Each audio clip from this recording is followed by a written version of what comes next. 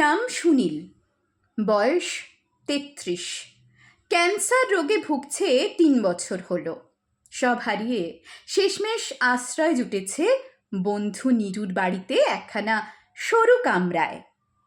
চিকন জানালায় হালকা আলো ভেতরে আসে। তার কাছাকাছি সুনীলের প্রতিটি দিন দীর্ঘতম।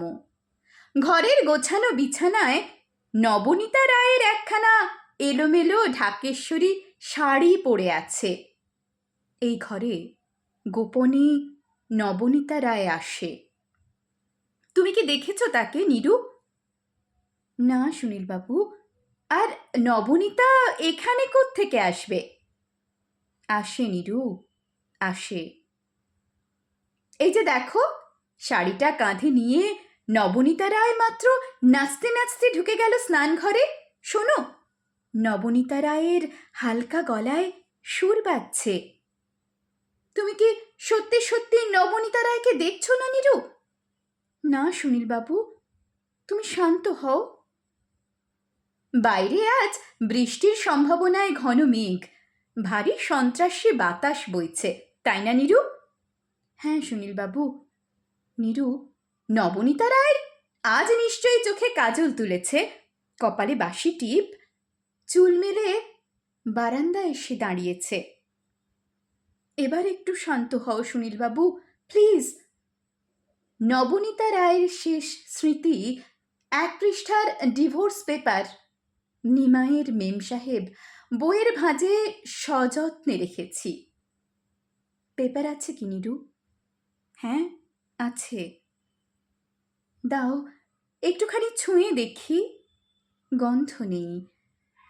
সিঁড়ি ভেঙে কে যেন আসছে নীরু। নবনীতা রায়ের নুপুরের শব্দ শুনতে পাচ্ছি। দরজা খোলো নীরু, বাইরে বোধহয় নবনীতা রায় এসেছে। তুমি স্থির হও সুনীলবাবু, তোমার ক্যান্সার সেটা জেনে নবনীতা তোমায় ফেলে চলে গেছে। ছেড়ে যাবার 5 দিনের মাথায় ডিভোর্স পেপার পাঠিয়েছে, অথচ আজও তুমি স্বাক্ষর করনি। 3 বছর পেরুলো, নবনীতা এতদিনে একখানা পত্র অবধি তোমায় লেখেনি। সব কিছু হারিয়ে তুমি এখন মৃত্যুর খুব কাছে, তবুও এমন তুমুলভাবে ভালোবেসে যাচ্ছ। পাগল তুমি সুনীল। পাগল নই বন্ধু নীরু। তুমি চোখ দিয়ে যে বাড়ি দেখো, যে ঘর দেখো, সে ঘর বাড়ি ছেড়ে নবনীতা রায় চলে গেছে সত্যি। একটা বাড়ি আছে যেখানে নবনীতা রায়ের সঙ্গে আমার সংসার, একসাথে হাসি কাঁদি। তুমি সেই বাড়িটা দেখো না বন্ধু নীরু। আমার মনের বাড়ি নীরু, আমার মনের বাড়ি। ঠিক তার 3 দিন পর সুনীল মারা যায়। নবনীতার কাছে খবর পাঠানো হয়, সে আসেনি।